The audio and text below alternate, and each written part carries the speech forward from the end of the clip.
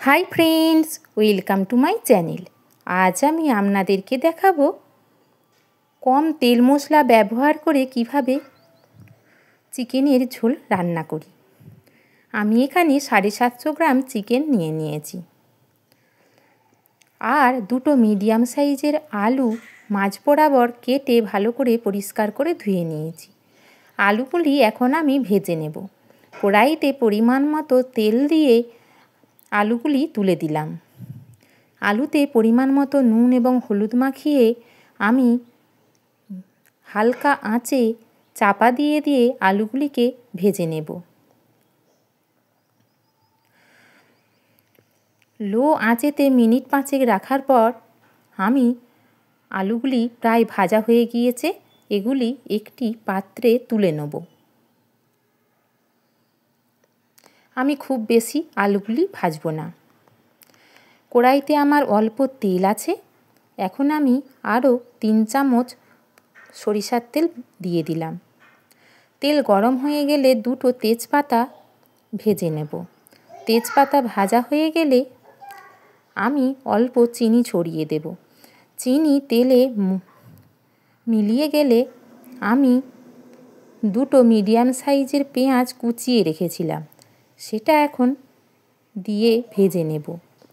পেঁয়াজ তাড়াতাড়ি ভাজার জন্য আমি অল্প নুন ছড়িয়ে দেব। পেঁয়াজ ভাজা হয়ে গেলে আমি 2 চামচ মতো রসুন থেতো করে রেখেছিলাম, সেটা ভেজে নেব।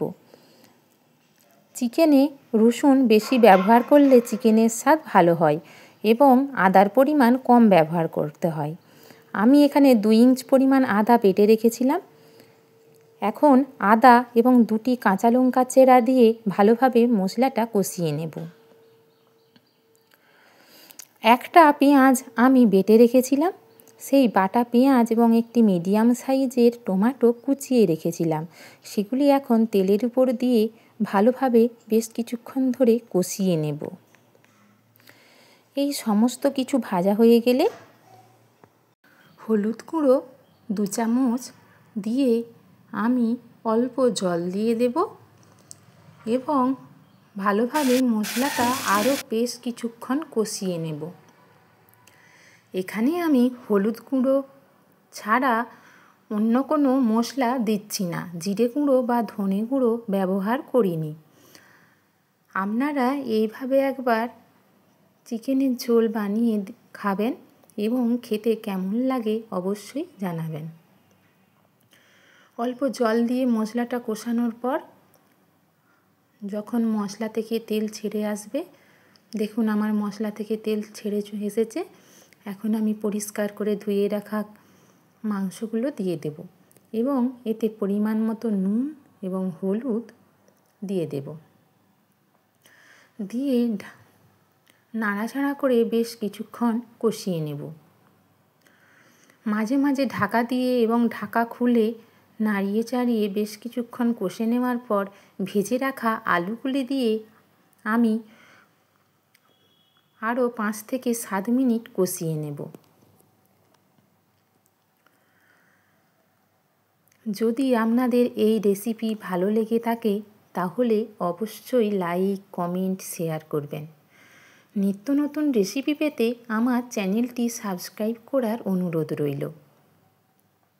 দেখুন আমার মাংস থেকে তেল ছেড়ে আসছে, আমার মশলা ভালোভাবে কষানো হয়ে গেছে এবং চিকেনও ভালোভাবে কষানো হয়ে গিয়েছে।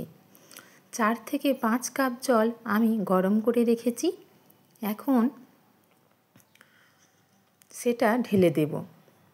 তরকারিতে আপনারা গরম জল ব্যবহার করলে তরকারির স্বাদ খুব ভালো হয়।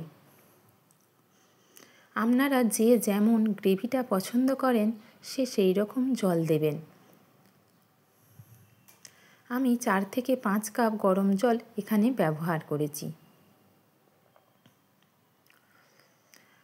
জল ঢালার পরে আমি মিনিট 10 মিডিয়াম হিটে চাপা দিয়ে রান্না করে নিয়েছি। আমার আলু, মাংস সমস্ত কিছু ভালোভাবে সেদ্ধ হয়ে গিয়েছে।